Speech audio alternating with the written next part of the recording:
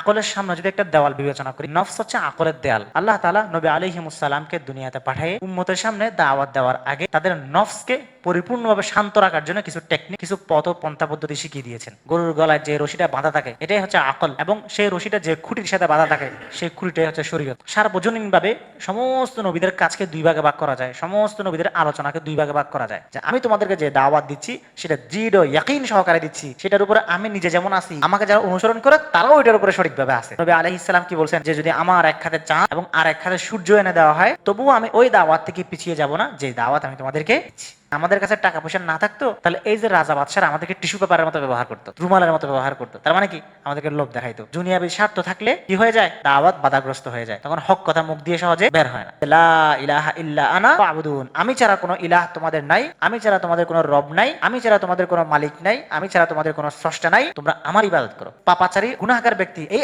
আকাঙ্ক্ষা করবে যদি সে তার নিজের সন্তানের বদলে হলেও আযাব থেকে বাঁচতে পারে। কিয়ামতের দিন তোমাদের উপরে যদি রহম করানোওয়ালা কেউ থাকে সেটা তোমার মা বাবা না, সেটা আল্লাহ পাক। সত্যিকার অর্থে যদি মন থেকে সব বের করে দিয়ে কোনো ধরনের সেন্স অফ রিস্ক না রেখে সত্যিকার অর্থে আপনি আল্লাহকে তাওয়াক্কুল করতে পারেন, আল্লাহ পাক আপনাকে এমন ভাবে সমাধান করবে যে সমাধান আপনার কল্পনাতেও ছিল না।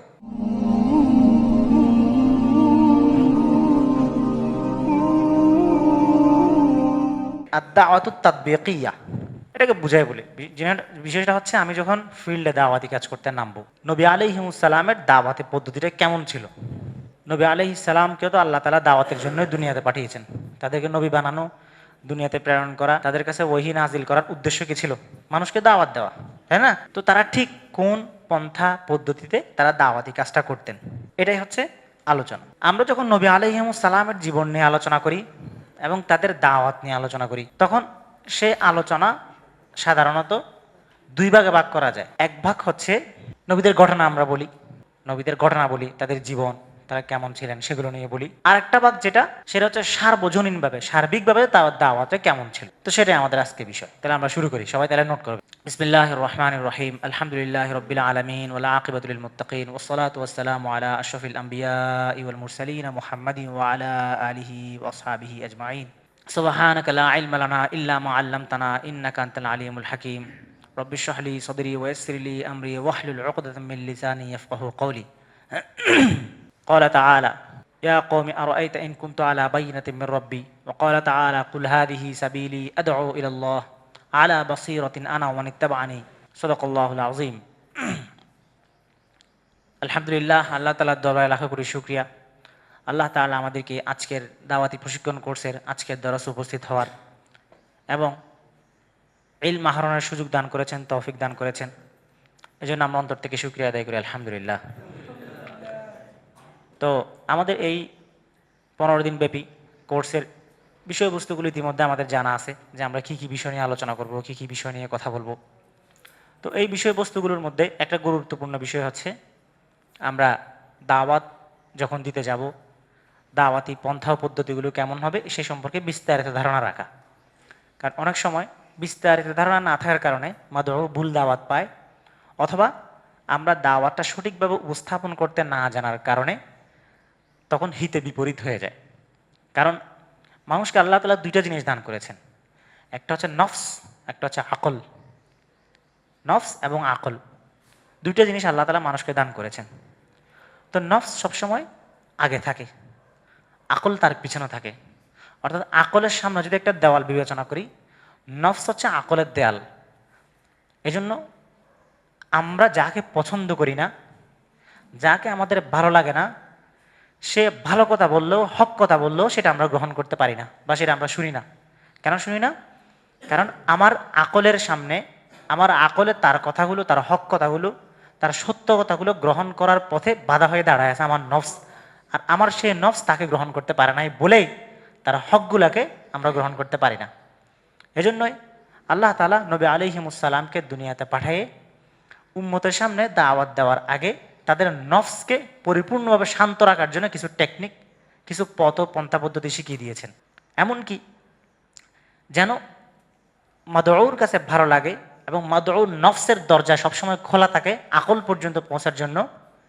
এজন্য মাদউর সাথে ভালো ব্যবহার করার জন্য পর্যন্ত আল্লাহ রাসূল সাল্লাল্লাহু আলাইহি ওয়াসাল্লামকে পর্যন্ত আদেশ করা হয়েছে, যেখানে কি বলা হচ্ছে, ওয়ালাউ কুনতা ফাজ্জান গলিজাল কলবি লানফাদ্দু মিন হাওলিক। আপনি যদি তাদের সাথে কঠিন হয়ে যান, কঠোর হয়ে যান, কর্কশভাষী হয়ে যান, তাহলে তারা আপনার চারপাশ থেকে সরে যাবে। নবী আলাইহিমুসসালামের চারপাশে কারা ছিলেন? সাহাবায়ে আজমাইন, এই উম্মতের সবচেয়ে শ্রেষ্ঠ সন্তানরা, যাদের ব্যাপারে কোনো বক্তব্য বা কোনো দ্বিমত নাই যে তারা আল্লাহ তাআলার প্রিয়। তাদের ব্যাপারে পর্যন্ত বলা হচ্ছে যদি আপনি তাদের সাথে কঠিন ব্যবহার করেন, তাদের সাথে যদি সঠিক ভাষায় কথা না বলেন, তাহলে তারা আপনার চারপাশ থেকে সরে যাবে। তো যখন আমরা মাদওয়ার সামনে উপস্থিত হব, যখন কাউকে দাওয়াতি কাজ করতে যাব, তখন যদি আমাদের বক্তব্য এবং আমাদের পদ্ধতিগুলো যথাযথ না হয়, তাহলে তার নফসের দরজা বন্ধ হয়ে যাবে। যখন নফসের দরজা বন্ধ হয়ে যাবে, তার আকলের মধ্যে আমাদের কথাগুলো ঢুকবে না। এজন্য আল্লাহ তাআলা আকল এবং নফস দুইটা দিয়েছেন। কেন এখন দুইটা দেওয়ার কেন দরকার ছিল?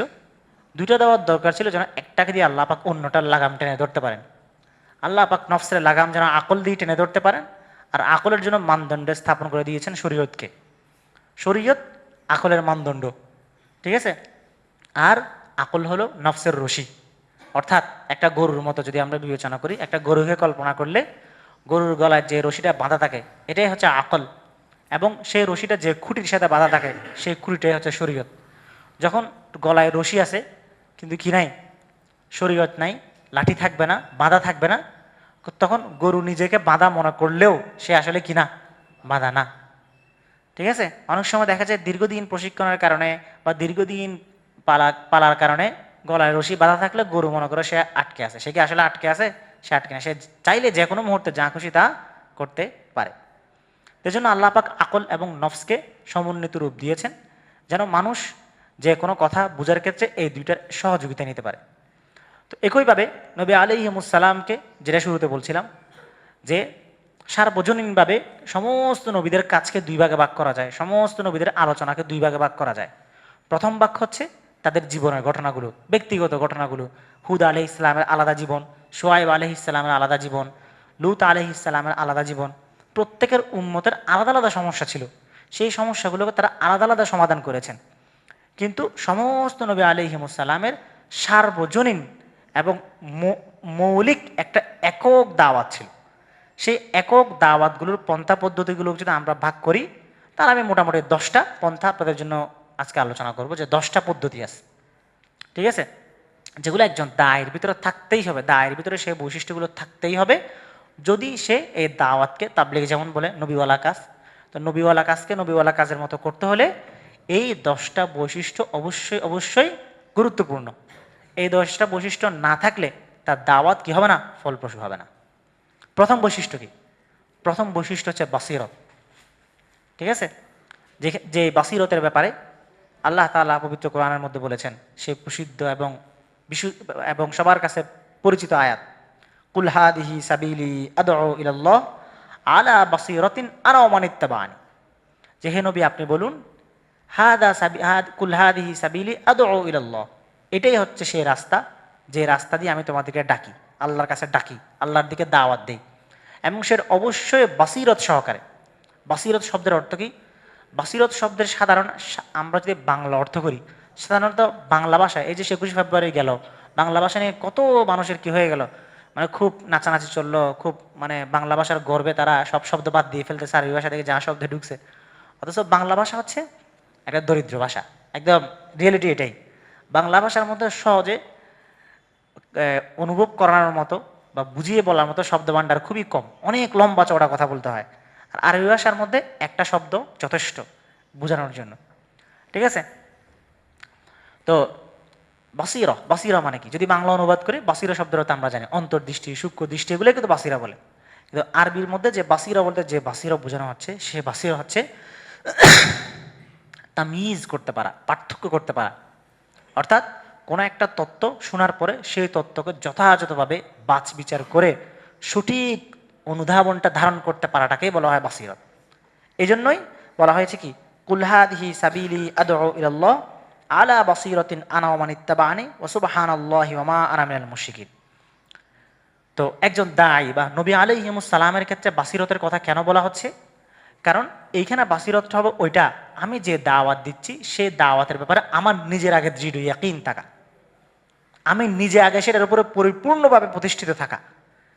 যদি আমার নিজের মধ্যে ওই দাওয়াত সম্পর্কে এমন ধরনের একটা ডিলেমা থাকে যে যে কেউ আমাকে প্রশ্ন করলে বা পাল্টা কথা বললে আমার মধ্যে সন্দেহ তৈরি হওয়ার মতো অবস্থা আছে, তাহলে আমি কখনোই দাওয়াতি কাজ করতে পারবো না।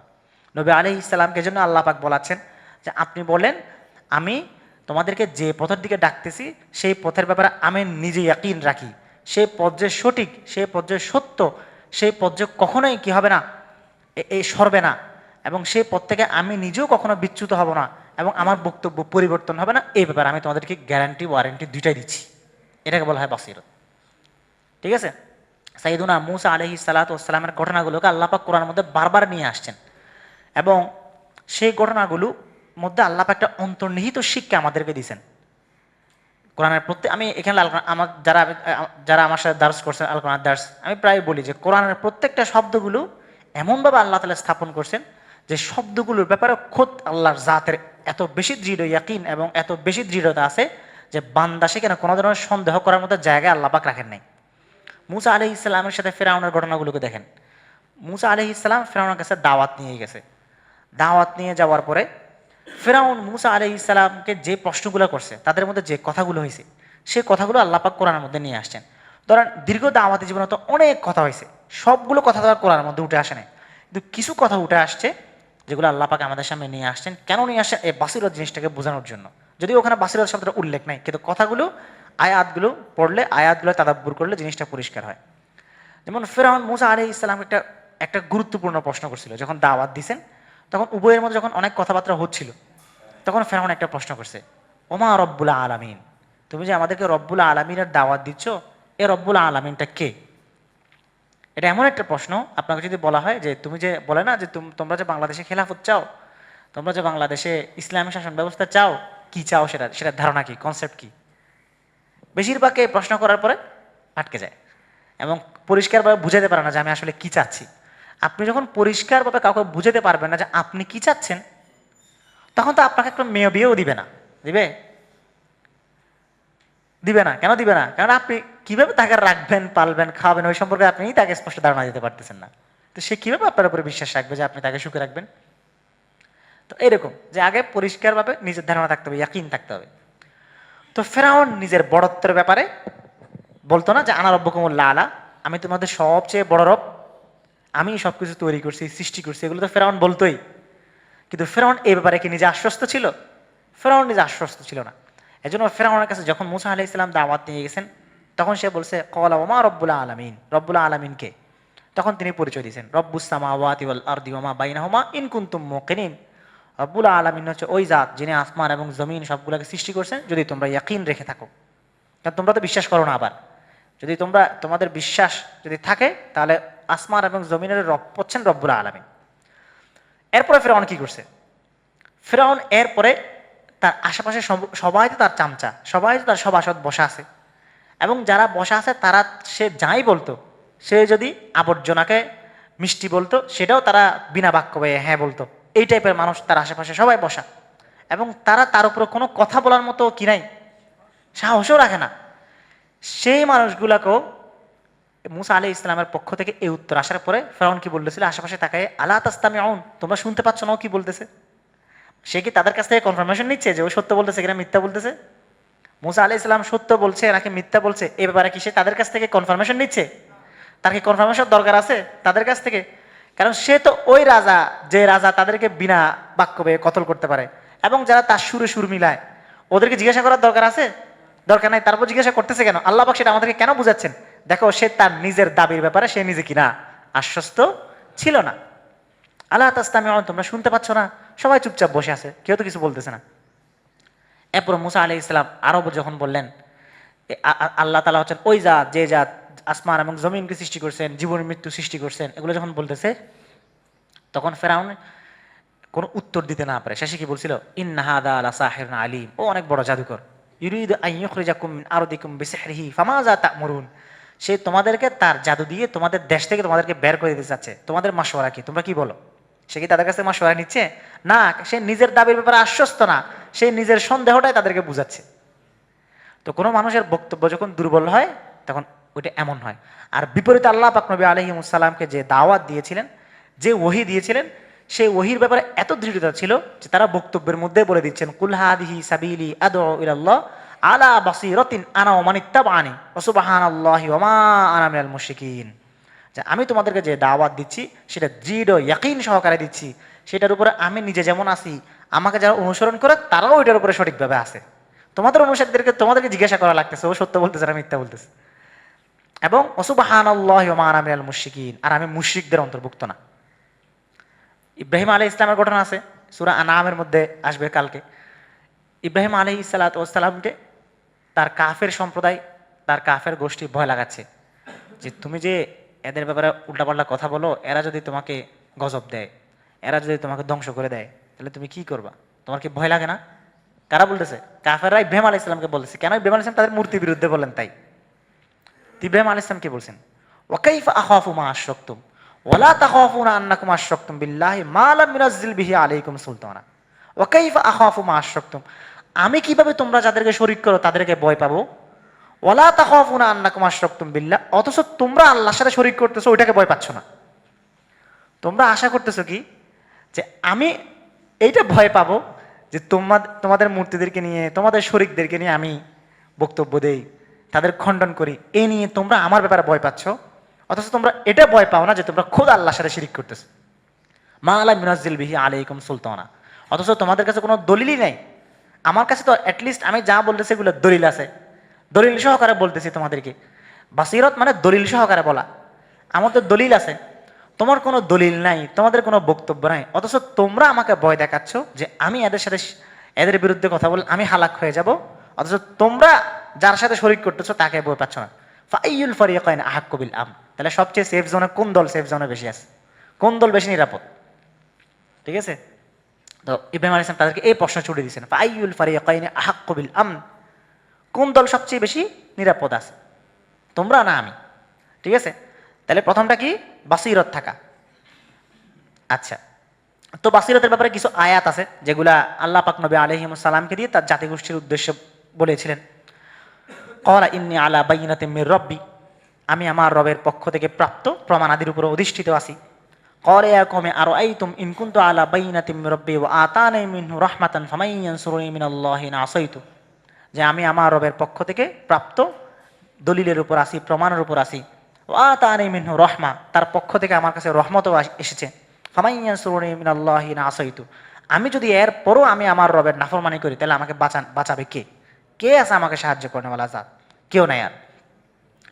এরকম আরো অনেক আয়াত আছে।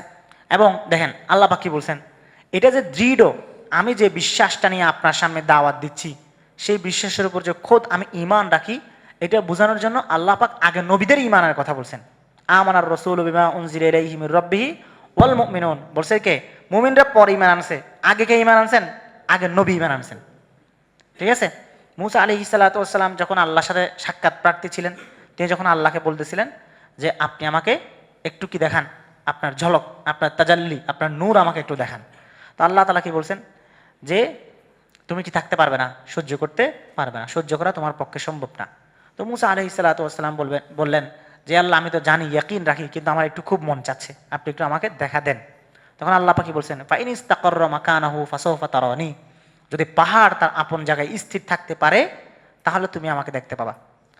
ফালাম্মা তাজাল্লা রাব্বুহু লিল জাবালি জাআলাহু দাক্কাম ওয়া খাররা মূসা সাইকা, যখন আল্লাহ পাক তার তাজাল্লি দেখালেন তখন মূসা আলাইহিস সালাতু ওয়াস সালাম একটা ধাক্কা খেলেন, একটা শক খেলেন, এবং ওয়া খাররা মূসা সাইকা, এবং তিনি বেহুশ হয়ে পড়ে গেলেন। তো ফালাম্মা আফাকা, এরপর যখন হুঁশ ফিরে আসছে তখন কি বলছেন, ক্বালা সুবহানাকা ইন তুবতু ইলাইকা ওয়া আনা আউয়ালুল মুসলিমিন ওয়া আনা আউয়ালুল মুমিনিন, যে আমি কি করলাম, তওবা করলাম এবং আমি আপনার উপরে সবচেয়ে বেশি আগে ঈমান আনলাম। তাহলে নবী আলাইহিস সালামকে আল্লাহ পাক আগে ঈমানের ঘোষণা দিয়েছেন, যেন তারা উম্মতকে বুঝাইতে পারে যে সত্তার কথা বলতেছো, যে আইডিওলজি, যে আদর্শের কথা আমি তোমাদেরকে বলতেছি, সে আদর্শের উপর আমি আগে নিজে বিশ্বাস করি, বামদের মতো না, যে যেটা তোমাদেরকে শোনাচ্ছি ওটা রাতের বেলা আমি নিজেও মানি না। ঠিক আছে, যে সাম্যের কথা তোমাদেরকে শোনাচ্ছি সেই সাম্যের কথা আমি নিজে মানি না, এরকম না, আমি সেটার উপর আমি আগে নিজে ঈমান রাখি। আচ্ছা, এরপরে ইব্রাহিম আলাইহিস সালাতু ওয়াস সালামের কথা আল্লাহ পাক বলছেন, ওয়াকাযালিকা নুরি ইব্রাহিম মালাকুতাস সামাওয়াতি ওয়াল আরদ ওয়া লিয়াকুনা মিনাল মুমিনিন, আমি ইব্রাহিমকে আসমান এবং জমিনের সমস্ত পরিমণ্ডলগুলোকে আমি তাকে দেখালাম। কেন দেখাইলাম? লিয়াকুনা মিনাল মুমিনিন, যেন সে আগে নিজে ঈমান আনতে পারে। ঠিক আছে, এরকম আরো অনেকগুলো আয়াত আছে, লিউরিয়াকা মিন আয়াতিনাল কুবরা। তো এটা হচ্ছে বাসিরত, বাসিরত সংশ্লিষ্ট আয়াত হচ্ছে এগুলো, যেখানে পরিষ্কারভাবে ধারণা দেওয়া হয়েছে যে বাসিরত জিনিসটা কি। আচ্ছা, তাহলে আমাদের কি করতে হবে? বর্তমান যুগে যদি আমরা সমসাময়িক ফিতনার সাথে মোকাবেলা করতে চাই, দাওয়াত দিতে চাই, প্রথমে আগে আমাদের নিজেদের ইমানকে মজবুত করতে হবে, নিজেদেরকে আগে বাসিরতের উপর উঠতে হবে। নিজে যদি আগে বাসিরতের উপর উঠতে না পারি, তাহলে আমি আরেকজনকে দাওয়াতটা পৌঁছাতে পারবো না। 2 নম্বর বৈশিষ্ট্য হচ্ছে আত-তাজাররুদুল ইসলাহিয়্যু, অর্থাৎ নিঃস্বার্থ সংশোধন এবং দুনিয়াবী স্বার্থহীনতা। দাওয়াতি কাজের মধ্যে কি না থাকা? কোনো ধরনের স্বার্থ না থাকবে না, এবং যে ইসলাহটা আমি করতে যাব, সেই ইসলাহটা পরিপূর্ণভাবে এককভাবে আল্লাহর জন্য হওয়া এবং দাওয়াতের জন্য হওয়া, অন্য কোনো উদ্দেশ্য সেটার সাথে সংশ্লিষ্ট না থাকা। নবী আলাইহিমুসসালাম কখনোই তাদের দাওয়াতকে ব্যক্তিগত স্বার্থ, ব্যক্তিগত অর্থলাভ, ব্যক্তিগত লাভের জন্য তারা দাওয়াত নিয়ে যান নাই। উম্মতের কাছে তারা এত নির্যাতিত, জুলুম নির্যাতিত হয়েছেন, তারা কখনোই নিজের কোনো কিছু কামনা উম্মতের কাছে করেন নাই। ঠিক আছে, এবং নবী আলাইহিমুসসালামকে দিয়ে আল্লাহ পাক কোরআনের বিভিন্ন জায়গার মধ্যে বলিয়েছেন, তারা উম্মতের কাছে দাওয়াত দেওয়ার সময় একটা কথা বলতেন যে লা আসআলুকুম আলাইহি আজরা, আমি তোমাদের কাছে কি চাই না, কোনো বিনিময় আমি তোমাদের কাছে চাই না। আমার বিনিময় কার কাছে? আল্লাহর কাছে। মুহাম্মদুর রাসূলুল্লাহ সাল্লাল্লাহু আলাইহি ওয়াসাল্লামকে কাফেররা এসে কি অফার দিয়েছিল, যে তুমি যদি বলো তাহলে তোমাকে আরবের সবচেয়ে সুন্দর নারীর সাথে তোমাকে আমরা কি করে দেব? বিয়ে দেব। তুমি যদি সম্পদ চাও তাহলে আমরা তোমাকে অঢেল সম্পদের মালিক বানিয়ে দিব। কিন্তু নবী আলাইহিস সালাম কি বলছেন? যে যদি আমার এক হাতে চাঁদ এবং আর এক হাতে সূর্য এনে দেওয়া হয়, তবুও আমি ওই দাওয়াত থেকে পিছিয়ে যাব না যে দাওয়াত আমি তোমাদেরকে দিচ্ছি। এবং খোদ নবী আলাইহিস সালাম ব্যক্তিগত দুনিয়াবি থাকা অবস্থায় আল্লাহর দেওয়া, আল্লাহ তাআলা ওনাকে ধন সম্পদশালী বানাতে চেয়েছিলেন, সেটাও তিনি গ্রহণ করতে প্রস্তুত ছিলেন না। যেটা বলা হয়েছিল না যে আপনি যদি চান তাহলে পুরো উহুদ পাহাড়কে আপনার জন্য স্বর্ণ বানিয়ে দিতে পারে, কিন্তু নবী আলাইহিস সালাম ওটা চান না। এরকম সমস্ত নবী, কোনো নবী তাদের উম্মদের কাছ থেকে কোনো কিছু পাওয়ার উদ্দেশ্যে দমেও থাকেন নাই, আবার কোনো কিছু পাওয়ার উদ্দেশ্যে দাওয়াতও দেন নাই। এই জন্য আল্লাহ তাআলা সমস্ত নবী আলাইহিস সালামের প্রাথমিক অনুসারীদেরকে দরিদ্রদের কাছ থেকে বাছাই করেছেন। কেন? যেন প্রভাবশালীরা এই ধারণা করতেই না পারে যে সে কোনো কিছুর লোভে তার আশেপাশের লোক জমিয়েছে। ঠিক আছে, তাহলে নিঃস্বার্থ সংশোধন থাকা, এবার অসংখ্য আয়াত আছে। তাইলে এবং এখন এটা কথা, এখন আর একটা বিষয়, নিঃস্বার্থ সংশোধন এবং দুনিয়াবী স্বার্থহীনতা না থাকার জন্য কি করতে হয়? নিজেকে স্বয়ংসম্পূর্ণ করা হয়। স্বয়ংসম্পূর্ণ করার 2টা ধারণা আছে। একটা ধারণা হচ্ছে আমার দুনিয়াবী যা চাহিদা, যা প্রয়োজন, সেগুলোর জন্য আমার ভিন্ন ব্যবস্থা থাকা, যে আমি কোনো ব্যবসা বাণিজ্যের সাথে কানেক্টেড থাকব, আমার নিজস্ব কোনো আর্থিক উপার্জনের ব্যবস্থা থাকবে, ফলে আমি আমার দাওয়াতি কাজের মধ্যে আমার দুনিয়াবী স্বার্থ ঢুকবে না। অথবা কি থাকবো, অথবা আমি পুরোপুরি জাহেদ দুনিয়াতে গিয়ে হয়ে যাব, যেখানে আমাকে দুনিয়ার কোনো লোভ লালসা আমাকে পাবেই না। এই 2টা তরিকা, এটার আমরা ইয়াদের কাছ থেকে পাই, সালাফদের কাছ থেকে এটা পাই। কিরকম? আব্দুল্লাহ ইবনে মুবারক রাহমাতুল্লাহি আলাইহি অঢেল ধন সম্পদের মালিক ছিলেন। ইমাম আবু হানিফা রাহমাতুল্লাহি আলাইহি তার ছাত্রদের ব্যয় নির্বাহ করতেন। অনেক ওলামায়ে কেরাম ছিলেন যারা কিনা কি করতেন, আল-লাইসি রাহমাতুল্লাহি আলাইহি তিনি হচ্ছে সবাইকে হাদিয়া দিতেন, বড় বড় মুহাদ্দিসকে হাদিয়া দিতেন। তো এবং ইমাম সুফিয়ান সাউরি রহমতুল্লাহ আলাইহি বলছেন যে ওনারও টাকা পয়সা ছিল, ব্যবসা বাণিজ্য করতেন। উনি বলছেন লাউলা হাদিহি দারাহিমু লাতামান্দালা বিনাল মুলুক, যদি আমাদের কাছে টাকা পয়সা না থাকতো তাহলে এই যে রাজা বাদশারা আমাদেরকে টিস্যু পেপারের মতো ব্যবহার করতো, রুমালের মতো ব্যবহার করতো। তার মানে কি? আমাদেরকে লোভ দেখাইতো যে আপনাকে একটা বড় মাদ্রাসা করে দিব, ঠিক আছে, আপনার ফান্ডে কিছু টাকা পয়সা দিব, আপনি আমাদের কথা মতো এই ফতোয়াটা দেন। তো দুনিয়াবী স্বার্থ থাকলে কি হয়ে যায়? দাওয়াত বাধাগ্রস্ত হয়ে যায়, তখন হক কথা মুখ দিয়ে সহজে বের হয় না। ঠিক আছে, তো এই স্বার্থহীনতা নবী আলাইহিস সালামের কাছ থেকে আমরা পাই। এটা হচ্ছে 2 নাম্বার বৈশিষ্ট্য নবীদের দাওয়াতের। 3 নাম্বার বৈশিষ্ট্য হচ্ছে তাবিদুন নাস ইলাইহি, অর্থাৎ মানুষকে কেবল আল্লাহ তাআলা ইবাদতের দিকে ডাকা। ঠিক আছে, কারণ সমস্ত নবী আলাইহিস সালামের মিশন ছিল মানুষকে অন্য সবার গোলামি থেকে বের করে আল্লাহ পাকের গোলামের দিকে নিয়ে আসা, যেটা আল্লাহ তাআলা বলেছেন ওয়ালাকাদ বাআসনা ফি কুল্লি উম্মাতিন রাসূলান আন ইবুদুল্লাহ ওয়াজতানিবুত তাগুত, যে আমি প্রত্যেক জাতিগোষ্ঠীর কাছে নবী পাঠিয়েছি। কেন? এই মর্মে যে আনে আবুদুল্লাহ, তোমরা আল্লাহর ইবাদত করো, ওয়াজতানিবুত তাগুত, এবং তাগুতের কাছ থেকে তোমরা কি থাকো, বেঁচে থাকো। ঠিক আছে।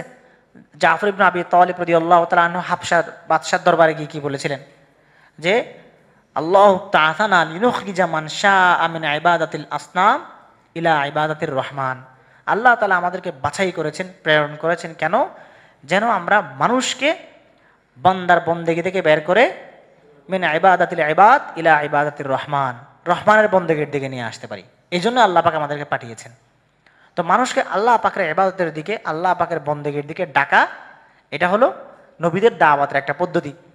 ওমা আরসালনা মিন ক্বাবলিকা মির রাসূলিন ইল্লা নূহি ইলাইহি আন্নাহু লা ইলাহা ইল্লা আনা ফা'বুদুন। আমি আপনার পূর্বে এমন কোনো নবী পাঠাই নাই, যেই নবীকে এই ওহী দেই নাই যে আপনি এই মর্মে সবাইকে দাওয়াত দিবেন যে লা ইলাহা ইল্লা আনা ফা'বুদুন, আমি ছাড়া কোনো ইলাহ তোমাদের নাই, আমি ছাড়া তোমাদের কোনো রব নাই, আমি ছাড়া তোমাদের কোনো মালিক নাই, আমি ছাড়া তোমাদের কোনো স্রষ্টা নাই, তোমরা আমার ইবাদত করো। আল্লাহ পাকের চেয়ে আপন, আসলে আল্লাহ পাকের চেয়ে বড় জাত আমাদের কেউ আছে? আল্লাহ পাকের চেয়ে আসলে আসলে বান্দার জন্য আল্লাহ পাকের চেয়ে আপন কে আছে বলেন? আল্লাহর চেয়ে কেউ বেশি আপন আছে? আমরা মানুষকে, আমাদের সবচেয়ে আপন মানুষ আমাদের উপরে বিরক্ত হয়। আমরা কারো কাছ থেকে অনেক বেশি টাকা পয়সা চাইলে, সাহায্য চাইলে, একসময় সে ফোন ধরা বন্ধ করে দেয়, ফোন আর রিসিভ করে না আমাদের। কাউকে অনেক বেশি মেসেজে বিরক্ত করলে সে একসময় মেসেজ সিন করা বন্ধ করে দেয়। মানুষ আমাদের উপরে বিরক্ত হয়, কিন্তু আল্লাহ পাক ওই সত্তা, যে সত্তা কখনোই বিরক্ত হন না। আল্লাহ পাক ওই জাত, আল্লাহ পাক ওই আরহামুর রাহিমিন, যিনি আমাদেরকে ডাকেন যে তোমরা আমাকে ডাকো, ডাকলে আমি খুশি হব। আল্লাহ পাকের চেয়ে আপন কেউ আছে? কোরআন শরীফের মধ্যে দেখেন কি বলতেছে আল্লাহ পাক। আচ্ছা, দুনিয়ার জীবনে আমাদের সবচেয়ে আপন কে? মা বাবা, সন্তান সন্ততি, স্ত্রী, এরাই তো আমাদের সবচেয়ে বেশি আপন। এবং আদনা মাকরুহাত, সবচেয়ে কম কষ্ট তারা পেলে আমরা সেটা সহ্য করতে পারি না। আমাদের ছোট বাচ্চা, যেটা দুধের শিশু, সে একটু আঘাত পেলেও আমরা সেটা সহ্য করতে পারি না। সবচেয়ে এই কম কষ্টটা আমরা আমাদের আপনজনের ব্যাপারে সহ্য করতে পারি না। কিন্তু আল্লাহ পাক সেই আপনদের ব্যাপারে বলতেছেন ইয়াউমা ইয়াফিরুল মারউ মিন আখিহি ওয়া সাহিবাতিহি ওয়া বানিহি লিকুল্লি ইমরিইম মিনহুম ইয়াউমাইযিন শাআনুন ইউগনি। মানুষ সেদিন কি করবে? তারা মা বাবা থেকে পালায় যাবে, স্ত্রী সন্তান থেকে পালায় বেড়াবে, কেউ কাউকে চিনবে না। এবং অন্য এটা তো আমরা অনেক শুনছি, অন্য সূরার মধ্যে আল্লাহ পাক আরো ভয়াবহ আল্লাহ পাকের আযাবের কথা বলছেন। ইয়াউমা ইয়াওয়াদ্দুল মুজরিমু লাউ ইয়াফতাদি মিন আযাবি ইয়াউমিন বিবানিহি ওয়া সাহিবাতিহি ওয়া আখিহি ওয়া ফাসিলাতিহি আল্লাতী তু'বি ওয়া মান ফিল আরদি সুম্মা ইউনজি কাল্লা ইন্নাহা লাযা নাযাতুল লিশাওয়া।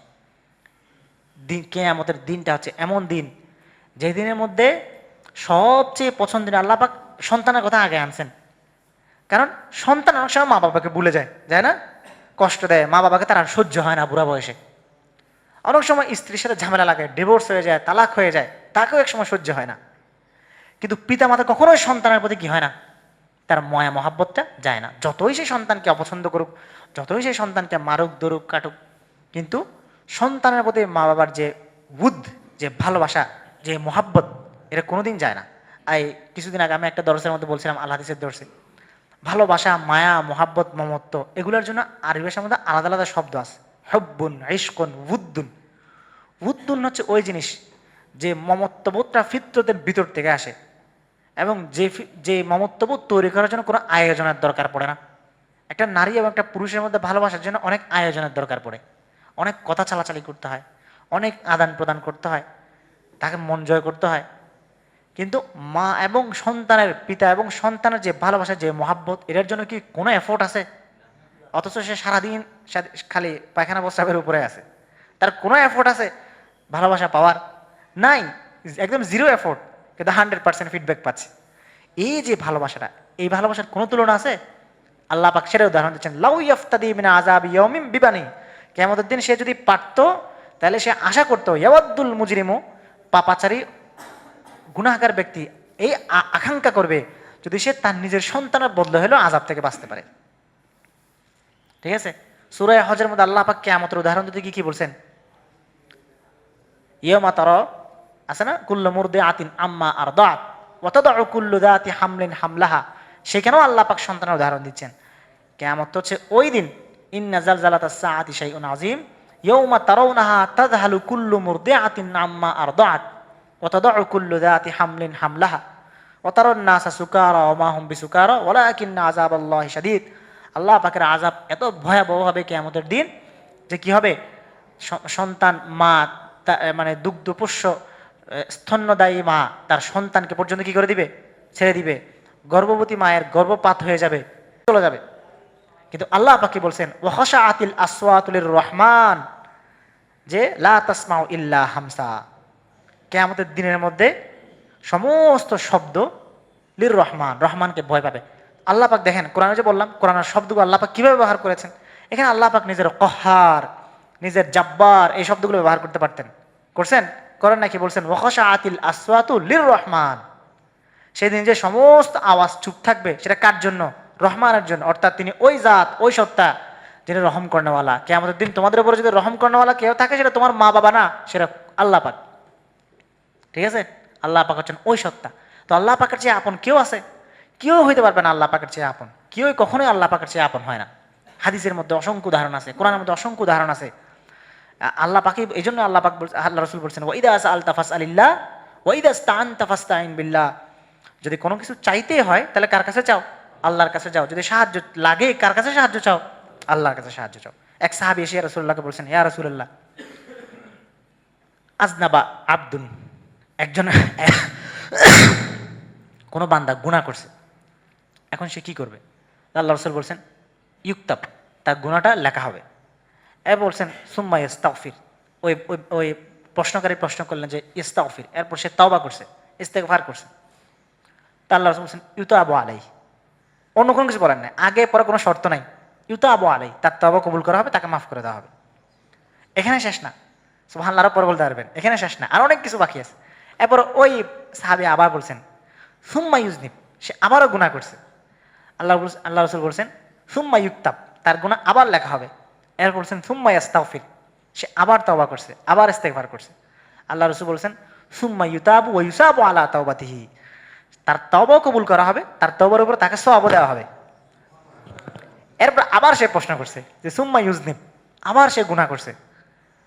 তো এরপর বলছেন, আল্লাহ রাসূল বলছেন ইউক্তাব সুম্মা ইউতাব সুম্মা ইউসাবু আলাইহি ওয়ালা ইয়ামাল্লুল্লাহু হাত্তা তামাল্লু, যে তার ওই গুনাহ লেখা হবে, সে তওবা করে আল্লাহ পাক তাকে আবার মাফ করে দিবেন এবং তার তওবার উপর তাকে সওয়াব দিবেন এবং তোমরা পর্যন্ত আশা ছেড়ে দিবে, কিন্তু আল্লাহ পাক কখনো কি ছাড়বেন না। তাকে মাফ করতে করতে আল্লাহ পাক ক্লান্ত হবেন না, তোমরা ক্লান্ত হয়ে যাবে মাফ চাইতে চাইতে। আল্লাহ পাক হচ্ছেন ওই সত্তা, ওই জাত। সুতরাং আল্লাহ পাকের চেয়ে রহম কর্ণওয়ালা, আল্লাহ পাকের চেয়ে বেশি দয়া কর্ণওয়ালা আমাদের উপর আর কেউ আছে? কেউই নেই। ঠিক আছে, আল্লাহ পাক তার কহারের গুণাবলীর চেয়ে আমাদেরকে রহমান এবং রহিমের গুণাবলীর সাথে বেশি পরিচিত করাইছেন। আমরা কোরআন শুরু করতেছি বিসমিল্লাহির রহমানির রহিম দিয়ে। এবং আল্লাহ পাক এত বড় রহম কর্ণওয়ালা সত্তা, যিনি কঠিন কঠিন বিষয়গুলোকে আমাদের উপরে সহজ করে করে দিয়েছেন। কোরআনের মধ্যে আল্লাহ পাক মদকে সরাসরি হারাম করেন নাই, আগে প্রথমে 2 বার সতর্ক করছেন, এরপরে গিয়ে হারাম করছেন। 2টা আয়াত তাকে সতর্ক বার্তা, এরপরে গিয়ে হারাম করছেন। ঠিক আছে, এজন্যই আমরা যে কোনো কিছুতে আল্লাহর দিকে মতবাজ্জি হব, আল্লাহকে ডাকবো, আল্লাহকে চাইবো। কোনো বান্দা এই দোয়া করবে এবং আল্লাহ পাকের কাছে সাহায্য চাবে আর আল্লাহ পাক তাকে মাফ করবেন না, এটা কখনোই হতে পারে না। আচ্ছা, তো যেটা বলতেছিলাম, তো 3 নাম্বার বৈশিষ্ট্য কি ছিল? 4 নাম্বার বৈশিষ্ট্য তা'বিদুন নাস ইলাইহি, আল্লাহর ইবাদত দিকে ডাকা, মানে 3 নাম্বার বৈশিষ্ট্য। সেটা কি ছিল? লা ইলাহা ইল্লা আনা ফা'বুদুন থেকে কথাগুলো আসছে, যে আমি ছাড়া কোনো ইলাহ নাই, ইবাদত যদি করতে হয় কার করো? আমারই করো। উ'বুদুল্লাহ মা লাকুম মিন ইলাহিন গায়রু, আল্লাহ পাকের ইবাদত করো, আল্লাহ ছাড়া কোনো কি নাই?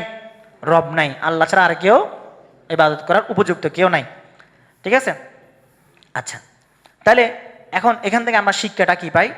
শিক্ষাটা হচ্ছে বর্তমান সময়ে আমরা আমাদের দাওয়াতি কাজগুলোকে অনেক আধুনিক এবং অনেক বেশি এই সফিস্টিকেটেড করে ফেলার কারণে সেইখানে যতটা না আল্লাহ তাআলার বন্দেগীর দিকে দাওয়াত থাকে, তার চেয়ে বেশি চাকচিক্যপূর্ণ কথা বেশি থাকে।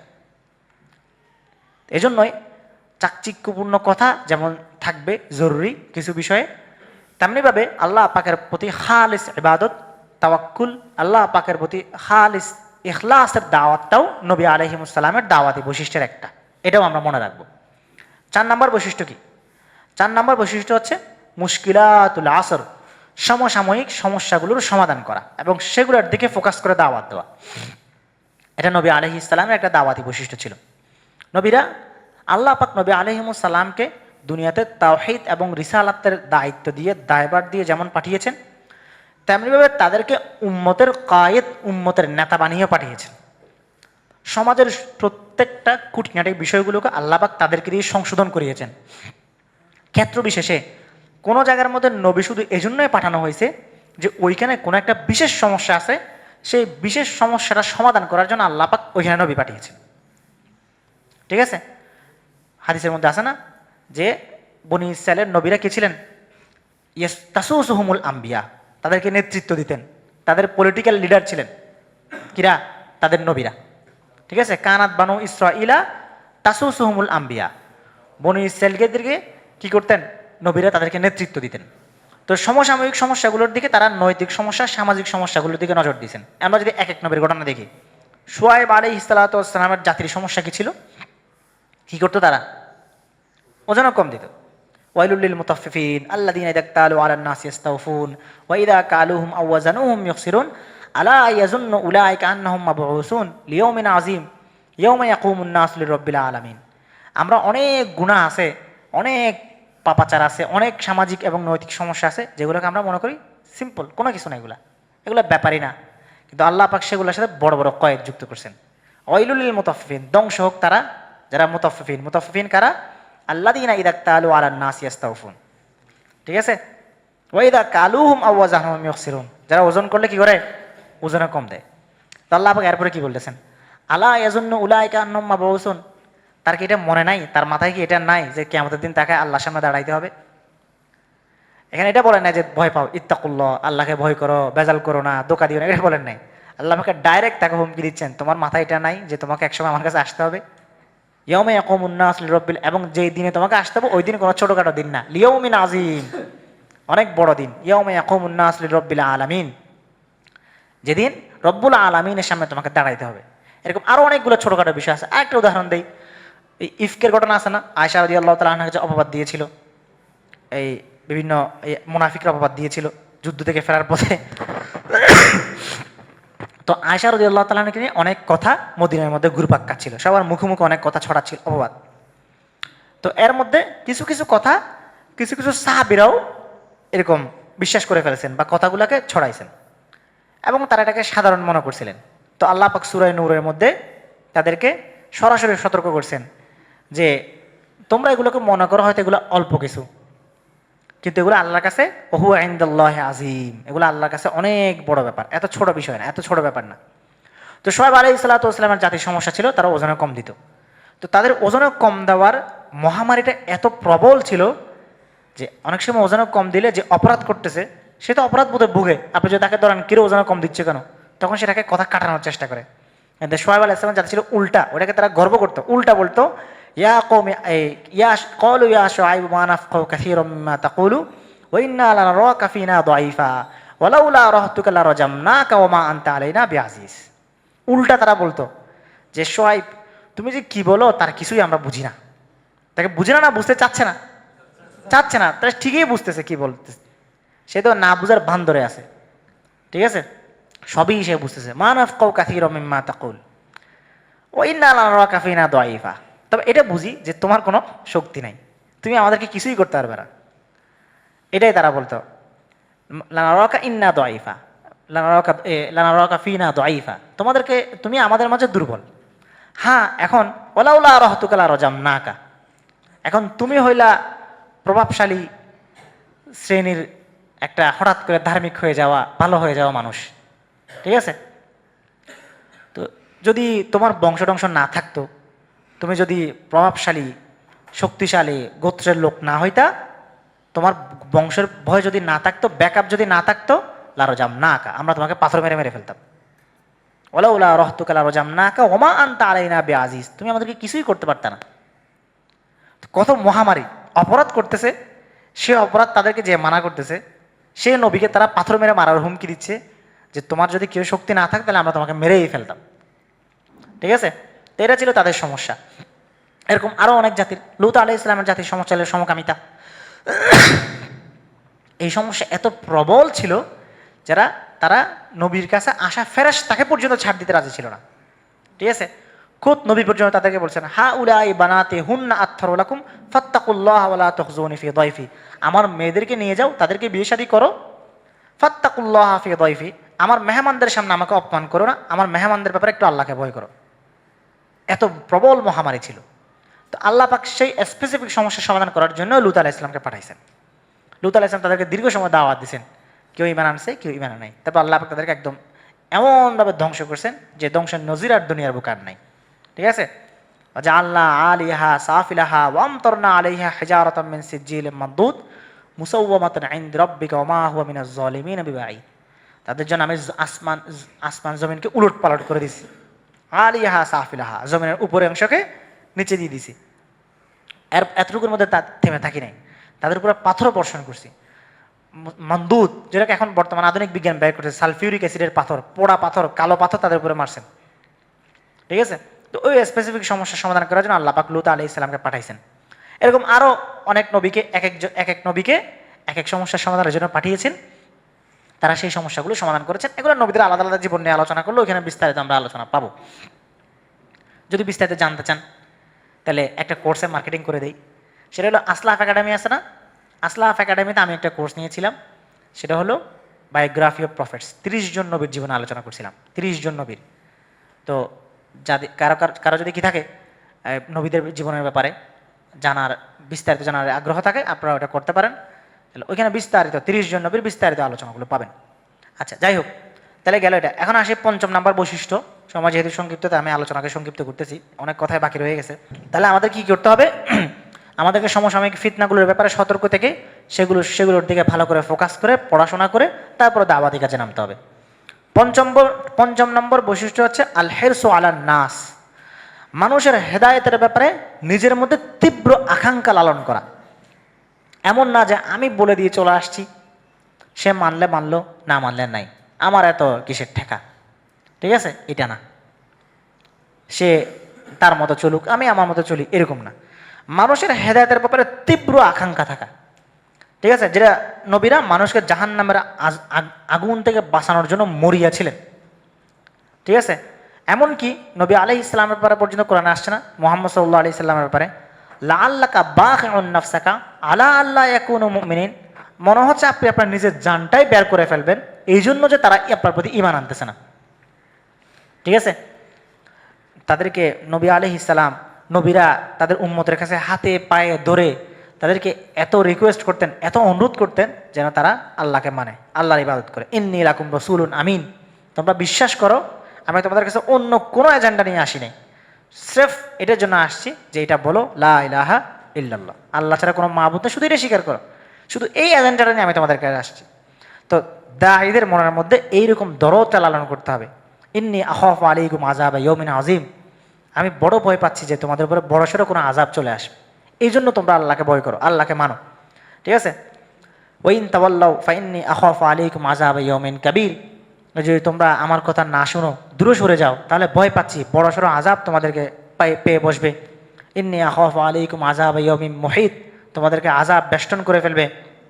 নূহ আলাইহিস সালাতু ওয়াস সালাম অবিরাম চেষ্টা করতেন, বলতেন ক্বালা রাব্বি ইন্নী দাউতু কওমি লাইলা ওয়া নাহারা ফালাম ইয়াজিদহুম দুআই ইল্লা ফিরারা ওয়া ইন্নী কুল্লামা দাউতুহুম লিতাগফিরা লাহুম জাআলু আসাবিআহুম ফি আযানিহিম ওয়াস্তাগশাউ সিয়াবাহুম ওয়া সাররু ওয়াস্তাকবারু ইস্তিকবারা সুম্মা ইন্নী দাউতুহুম জিহারা সুম্মা ইন্নী আলানতু লাহুম ওয়া আসরারতু লাহুম ইসরারা ফাকুলতু ইস্তাগফিরু রাব্বাকুম ইন্নাহু কানা গফফারা। নূহ আলাইহিস সালাম বলতেন, হে আল্লাহ, আমি তো ওদেরকে রাত দিন ডাকতেছি, তারা তো আমার ডাক শুনে আমার কাছ থেকে সরে যাচ্ছে। আমি যখনই তাদেরকে দাওয়াত দিতে যাচ্ছি তখন তারা কানায় আঙ্গুল দিয়ে দিচ্ছে, মুখ ডেকে আমার কাছ থেকে দূরে সরে যাচ্ছে। আমি তাদেরকে বারবার বলতেছি ইস্তাগফিরু রাব্বাকুম, রবের আল্লাহর কাছে মাফ চাও, ইন্নাহু কানা গফফারা, আল্লাহ পাক তোমাদেরকে মাফ করে দেবেন। ইস্তেগফার অনেক দামি জিনিস। এক সাহাবী আল্লাহ রাসূলের কাছে এসে বসছেন, ইয়া রাসূলুল্লাহ, আমার রিজিকের মধ্যে বরকত হচ্ছে না। আল্লাহ রাসূল বলছেন ইস্তাগফিরুল্লাহ, আল্লাহর কাছে তওবা করো, ইস্তেগফার পড়ো। আরেকজন এসে বলছেন, ইয়া রাসূলুল্লাহ, আমি এরকম ব্যবসায়িক সমস্যায় পড়ছি, ইস্তাগফিরুল্লাহ, আল্লাহর কাছে ইস্তেগফার করো। ইস্তেগফার অনেক দামি জিনিস।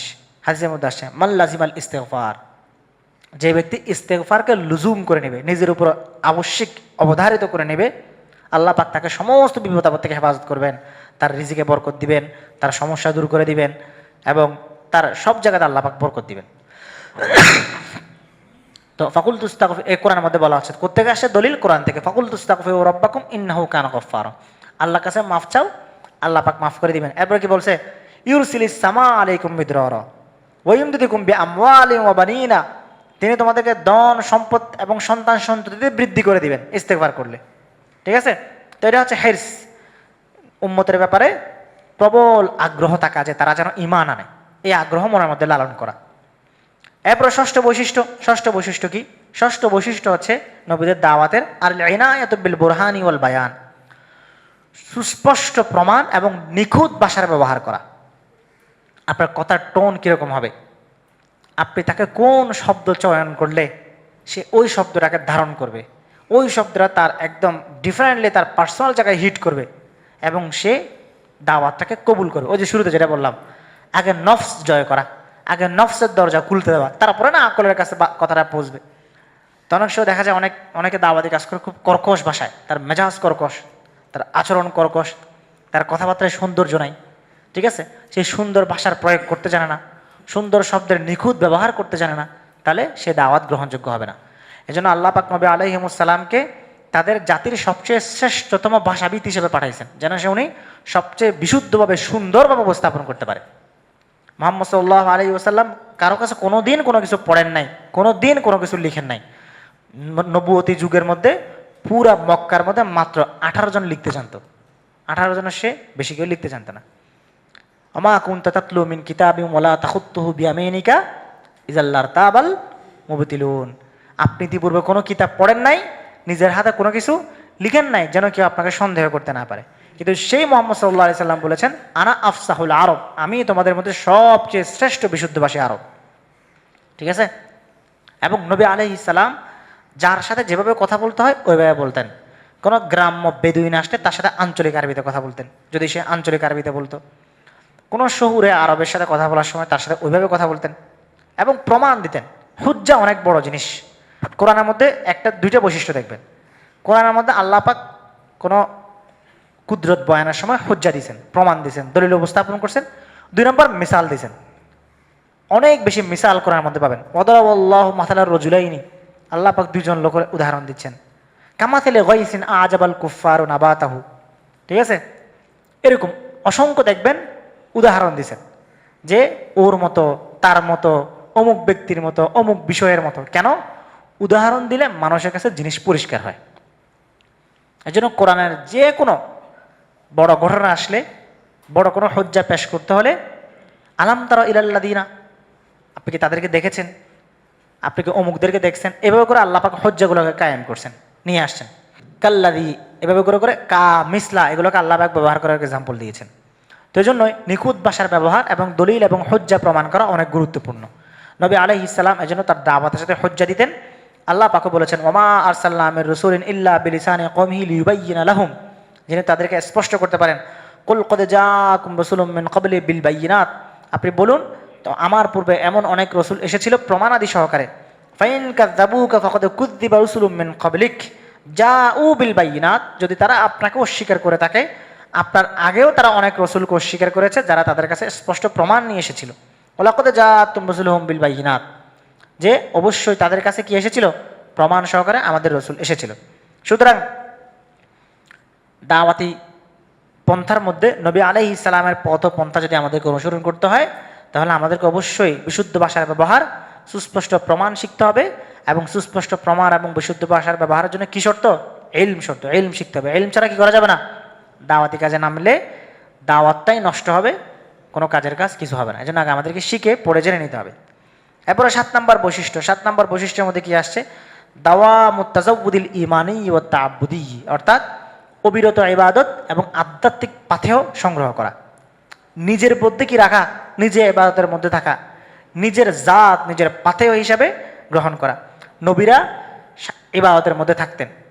উম্মতের মধ্যে সবচেয়ে বেশি ইবাদত কারা করতেন? নবীরা করতেন। মুহাম্মদ সাল্লাল্লাহু আলাইহি ওয়াসাল্লামের ব্যাপারে আয়েশা রাদিয়াল্লাহু তাআলা বলছেন না, ফালা তাসআলুনি হুসনা কিয়ামিহা, যে মুহাম্মদ সাল্লাল্লাহু আলাইহি সাল্লামের নামাজের উদাহরণ দিতে গিয়ে বলেছেন যে ওই নামাজ যে কত সুন্দর ছিল, তোমরা আমাকে সেই নামাজের ব্যাপারে কি কি আর তোমাদেরকে বলবো। অনুবাদটা এরকম যে তোমাদেরকে কি আর বলবো সেই কিয়ামের কথা, সেই সিজদার কথা, মানে কত সুন্দর ছিল। লম্বা লম্বা নামাজ, লম্বা লম্বা ইবাদত। মুসা আলাইহিস সালাম ইবাদত করতেন, ঈসা আলাইহিস সালাম ইবাদত করতেন, ঠিক আছে, সমস্ত নবী আলাইহিমুস সালাম, দাউদ আলাইহিস সালাম ইবাদত করতেন, সুলাইমান আলাইহিস সালাম ইবাদত করতেন। তো নবীরা ইবাদতের মধ্যে সারাক্ষণ নিজেরাই মগ্ন থাকতেন, যাদের ব্যাপারে আল্লাহ তাআলা বলেছেন ওয়াকানু লানা আবিদিন, তারা কি ছিলেন? ইবাদত গুজার ছিলেন। ওয়াকানু লানা খাশিঈন, তারা খাশিঈন ছিলেন, তারা আল্লাহকে ভয় পাইতেন। ইন্নাহুম কানু ইউসারিউনা ফিল খায়রাত, নবীদের ব্যাপারে বলা হচ্ছে, উম্মতের ব্যাপারে না। ইন্নাহুম কানু ইউসারিউনা ফিল খায়রাত ওয়া ইয়াদউনানা রাগবান ওয়া রাহাবা, যে তারা খয়রাত, কল্যাণের ব্যাপারে, ভালো কাজের ব্যাপারে অগ্রগামী ছিলেন, প্রতিযোগিতা করতেন। ওয়াদউনানা রাগবান ওয়া রাহাবা, এবং অনেক ভয় এবং আশা নিয়ে আমাকে ডাকতেন। অথচ আল্লাহ পাক নবীদেরকে সবচেয়ে বেশি পরীক্ষা নিয়েছেন।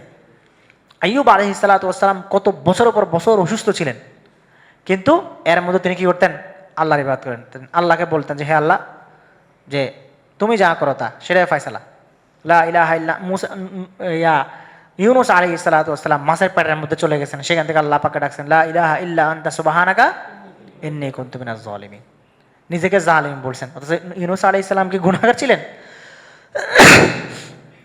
এটা হচ্ছে নবীদের নম্রতা, নবীদের ইবাদত, নবীদের আল্লাহকে ভয় পাওয়া। সুতরাং যদি কি করতে হয়, আমাদেরকে যদি নবীদের দাওয়াতি গ্রহণ করতে হয়, যেটা আমাদের শাইখ বলেন অলওয়েজ একটা কথা, আমি যেখানে যাই শাইখের এই কথাটা বলি, শাইখ যেটা বলেন যে আপনি যত বড়ই হানাফি হন না কেন, যত বড়ই হাম্বলি হন না কেন, যত বড়ই আহলে হাদিস শাফিঈ যাই হন না কেন, আপনি যদি তাহাজ্জুদ গুজার না হন, তাহলে আপনাকে দিয়ে আল্লাহ পাক দ্বীনের কাজ দিবেন না, আল্লাহ পাক আপনাকে দিয়ে দাওয়াতি কাজ করাবেন না, আল্লাহ পাক আপনাকে কবুল করবেন না, আল্লাহ পাক আপনাকে উম্মতের দায় হিসেবে কি করবেন না? কবুল করবেন না। যদি কি না হয়, আপনি নিজে আল্লাহর কাছে রোনাজারি, নিজে আল্লাহর কাছে ইবাদত গুজার না হন, ঠিক আছে? সুতরাং আপনি যদি নিজেকে সফল দায়ী হিসেবে দেখতে চান এবং এটা আশা করেন যে আপনার কথায় আসর হোক, তাহলে আপনাকে অবশ্যই ইবাদত গুজার বান্দা হইতে হবে। এখন আপনি ভাবতে পারেন আমি তো অনেক গুনাহ করি, গুনাহ হয়ে যায়, তো আপনি গুনাহ করবেন না এই গ্যারান্টি তো আল্লাহ পাক আপনাকে দেন নাই। আপনার যে গুনাহ হবে না, আপনি যে ফেরেশতাদের মধ্যে নিষ্পাপ নিষ্কলুষ থাকবেন, এটাকে আপনাকে আগে থেকে বলে দেওয়া হয়েছে যে তুমি সম্পূর্ণ নিষ্পাপ নিষ্কলুষ? না, আল্লাহ পাক চান যে বান্দা তাওবা করুক, বান্দা আল্লাহর কাছে ফিরে আসুক। তো কোনো গুনাহগার দায়ী হইতে পারবে না এরকম কি কোনো শর্ত আছে? শর্ত নাই। কিন্তু গুনাহ করে আল্লাহ পাক দাওয়াতি কাজ করাবেন না, কিন্তু গুনাহের পরে কি করতে হবে? তাওবা করতে হবে, আল্লাহ পাকের কাছে কাঁদতে হবে, আল্লাহ পাকের ইবাদত করতে হবে, রোনাজারি করতে হবে। আমি নিজেকে দায় হিসেবে করতে চাই, আমাকে রাত দিন আল্লাহ পাকের ইবাদতের মগ্ন থাকতে হবে, আমার জিহ্বাকে আল্লাহ পাকের জিকির দিয়ে সচল রাখতে হবে। আমাদের নিকট, আমাদের সবচেয়ে এই যে হাফেজ জুজুর রহমতুল্লাহ আলাইহি ছিলেন না, এত বেশি জিকির করতেন, তার জিহ্বা সবসময় নড়তে থাকতো, ঠিক আছে? বাথরুমে গেলে দাঁত দিয়ে জিহ্বা ধরে রাখা লাগতো, কারণ অনবরত জিকির বের হচ্ছে তাই। বুঝতে পারছেন? এই জন্য আল্লাহ পাকের স্মরণ, আল্লাহ পাকের জিকির, আল্লাহ পাকের ইবাদতের মতো নিজেকে নিমগ্ন রাখতে হবে, নবী আলাইহিমুস সালামের মতো। নবী আলাইহিমুস সালাম যেরকম করতেন, এগুলো ছিল দাওয়াতি প্র্যাকটিস। আল্লাহ পাক নবীদেরকে এই দাওয়াতি প্র্যাকটিসগুলো করাইছেন, কারণ তাদেরকে উম্মতের জন্য বাছাই করা হয়েছে। ইন্নাল্লাহ আস্তাফা আদামা ওয়া নূহা ওয়া আলা ইব্রাহিমা আলাল আলামিন, ঠিক আছে? তো ইস্তাফাকুম ওয়াজতাবাকুম, আল্লাহ পাক তাদেরকে বাছাই করছেন, নির্ধারণ করছেন, এই জন্য তাদেরকে হেরা গুহায় পাঠাইছেন যে তোমাকে নবুয়ত দিব, আগে তুমি ওইখানে গিয়ে ইবাদত করে আসো। পাহাড় উপর উঠে এখানে আল্লাহ পাকের সান্নিধ্যে নিজেকে একদম নিমগ্ন করে ফেলো, আল্লাহ পাকের দিকে পুরা দিল যেন একদম মোতাবাজ্জুহ হয়ে যায়। এই জন্য আল্লাহ পাক মুহাম্মদ সাল্লাল্লাহু আলাইহি সাল্লামকে কোথায় পাঠাইছেন? হেরা গুহায় পাঠাই, হেরা গুহায় ডেকে নিয়ে তারপর নবুয়ত দিছেন। কিন্তু প্রথম দিন দিছেন একটা কি করছেন? দীর্ঘদিন তাকে সেখানে নিয়ে গেছেন, তারপরে তাকে নবুয়ত দিছেন। তো এটা আমাদেরকে করতে হবে, কি করতে হবে?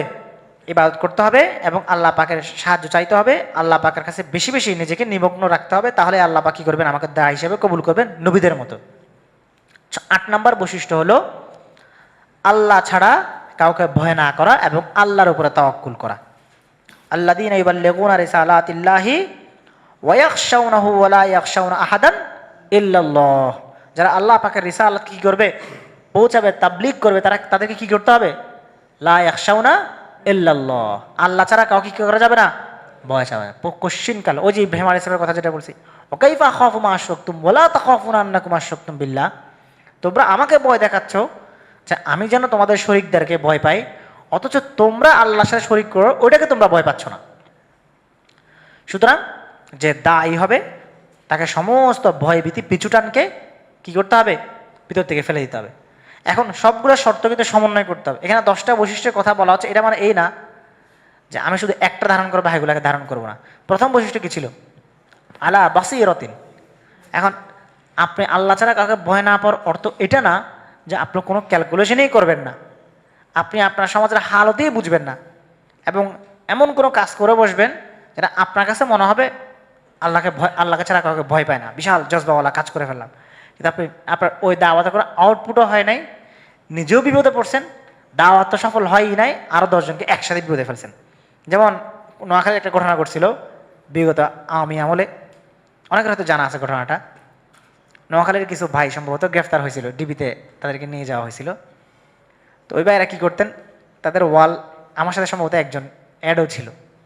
তো পরে গ্রেফতার হওয়ার পর আমি তার ওয়ালটা চেক করছি, পুরা ওয়াল জুড়ে কোনো দাওয়াতি লেখা কোনো কিছু নাই, শুধু আছে আফগান অমুক অস্ত্র বানানো হয়েছে আজকে, কালকে অমুক ট্যাঙ্ক তৈরি করা হয়েছে, অমুক দিন ওই বাহিনীকে কি করা হয়েছে, অ্যাসাইন করা হয়েছে, এগুলা সবগুলো আছে। তো ভালো, মাশাল্লাহ, অনেক জজবা আছে জিহাদের, সেটা ভালো কথা। সমস্যা তো আরেক জায়গায়, ডিবিতে নিয়ে যাওয়ার পরে সে তার সাথে আরো 16 জনের নাম বলে দিছে, পরে তার থেকে ইনফরমেশন পেয়ে আরো 17 জনকে ডিবি তুলছে। এটা কি ইবার লেগুনা সালাতিল্লাহ শানাহু? এটা না, আপনাকে বুঝতে হবে যে আমি কোথায় আল্লাহকে ভয় না পেলে, কোথায় আমাকে আল্লাহকে ভয় না পাওয়ার কথা বলা আছে। আমার দাওয়াতি ক্ষেত্রে যেখানে আমার পুরাটা একটা কি হবে, সমন্বিত রূপ হবে, আমি সুদ ঘুষের কথা বলতে, অন্যায় এবং জুলুমের কথা বলতে কোনো ধরনের ভয় পাবো না। আমার সামনে যে নেতা বসে আছে, সেই নেতার ভয়ে আমি সুদ এবং ঘুষের বিপক্ষে বলবো না। এই রিসালাতের, হামলা রিসালাতের দায়িত্ব হলো এটা। হামলা রিসালাতের দায়িত্ব এটা না যে অবিবেচকের মতো কাজ করা, হামলা রিসালাত এটা দায়িত্ব না। যদি এটাই হইতো তাহলে আল্লাহ পাক ওহুদের নিদর্শন আমাদের সামনে আনতেন না। এগুলো আমাদেরকে শিক্ষা দেওয়া হয়েছে যে প্র্যাকটিস, আনুগত্য, ধৈর্যশীলতা, সহনশীলতা এবং দীর্ঘ সময় অবজারভেশন, পর্যবেক্ষণ করা, এগুলো শিক্ষা দেওয়া হয়েছে। তো আল্লাহ ছাড়া কাউকে ভয় পাওয়া যায় না। ওমা আলানা, নবীদের কত সুন্দর আয়াত আল্লাহ পাক সূরা ইব্রাহিমের মধ্যে বলছেন, কি সুন্দর ভাষায় আল্লাহ পাক উপস্থাপন করতেছেন। ওমা আলানা আল্লাহ নাতাওয়াক্কাল আলাল্লাহ ওয়াকাদ হাদানা সুবুলানা ওয়ালা নাসবিরান্না আলা মা আদাইতুমুনা ওয়া আলাল্লাহি ফাল্যাতাওয়াক্কালিল মুমিনুন। জায়গা তিলাওয়াত করতে গিয়ে আমার শরীরের পশম দাঁড় হয়ে যাচ্ছে। ওমা আলানা আল্লাহ নাতাওয়াক্কাল আলাল্লাহ, আমাদের আর কি বাস আল্লাহর উপরে তাওয়াক্কুল করা ছাড়া। ওয়াকাদ হাদানা সুবুলানা, যে আল্লাহ আমাদেরকে পথ দেখাইছেন, যে আল্লাহ তাআলা আমাদেরকে দ্বীনের উপরে নিয়ে আসছেন, যে আল্লাহ তাআলা আমাদেরকে ইসলামের দিকে পথ প্রদর্শন করছেন। ওয়ালা নাসবিরান্না আলা মা আযাইতুমুনা, যেখানে আল্লাহ পাকের উপর তাওয়াক্কুল করার পর আল্লাহ পাক আমাদেরকে পথ দেখাইছেন, এরপরে তোমাদের কষ্টে আমাদের কি আসা যায়। নবীরা বলতেছেন ওয়ালা নাসবিরান্না আলা মা আযাইতুমুনা, একদম দৃঢ়, নাসবিরুনা, শুধু নাসবিরান্না আলা মা আযাইতুমুনা, তোমরা যাই কষ্ট দাও না কেন আমরা সেটার উপরে সবর করব, কোনো ধরনের কি করবো না, অভিযোগ করবো না।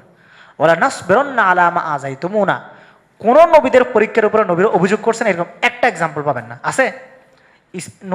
ইউনূস আলাইহিস সালাম মাছের পেটে গিয়ে বলছেন যে হে আল্লাহ, আপনি আমাকে এটা কি ফেললেন বিপদের মধ্যে, মাছের পেটের মধ্যে চলে আসলাম, বলছেন?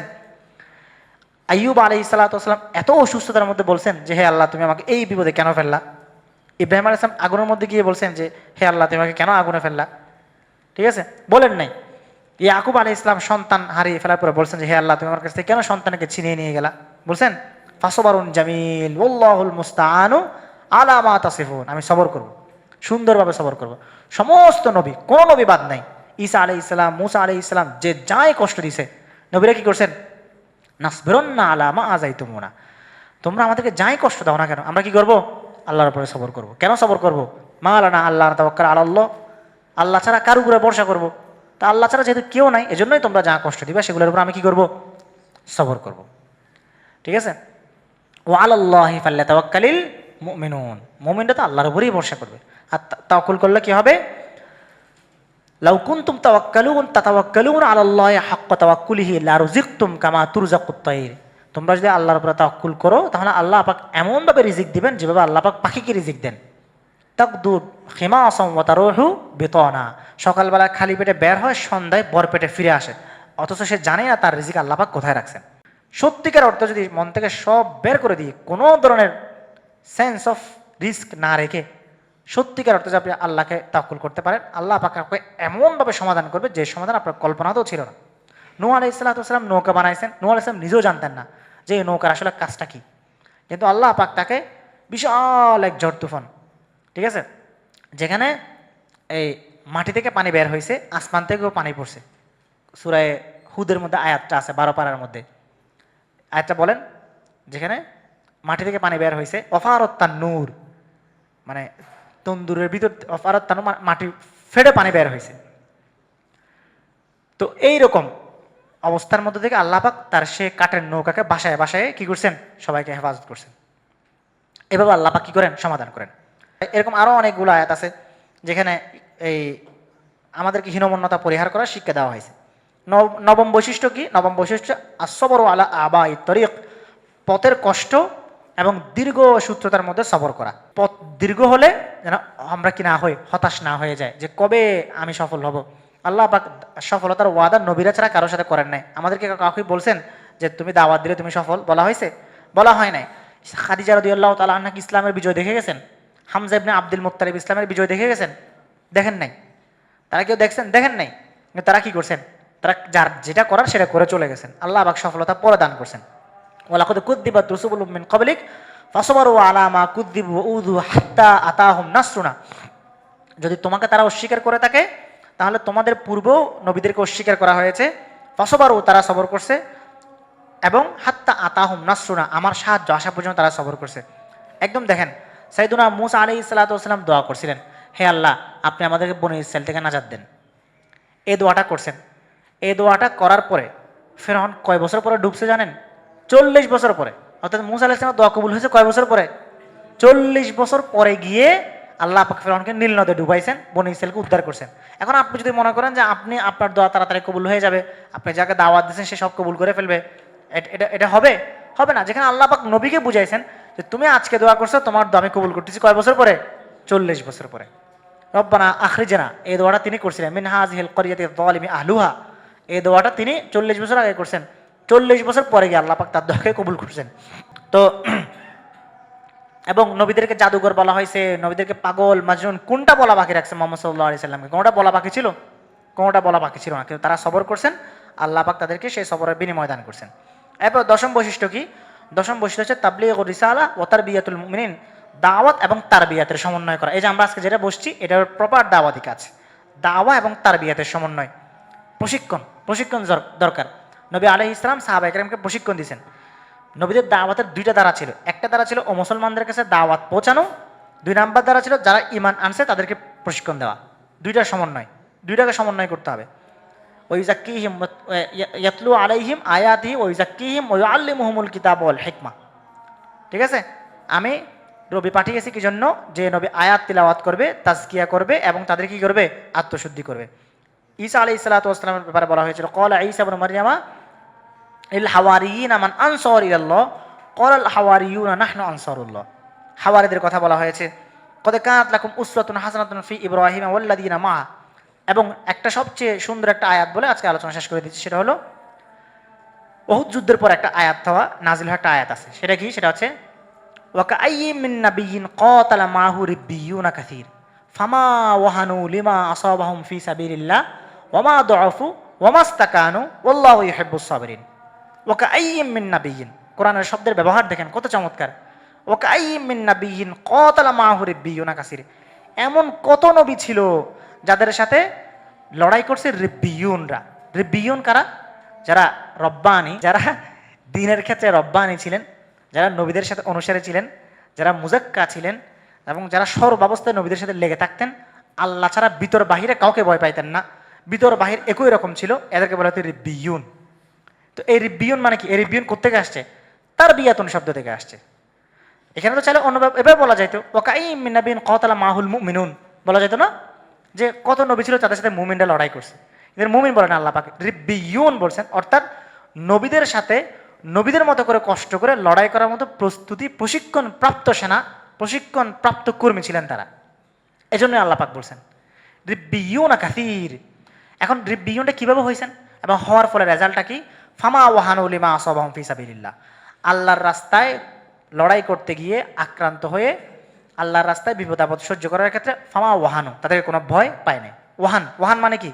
মনের মধ্যে যে বইটা অগ্রিম আসে, আমি যদি এটা যাই তাহলে আমার কি হবে, আমি যদি এই কথাটা আজকে বলি তাহলে কি হবে, ওয়াহান এটা ছিল না।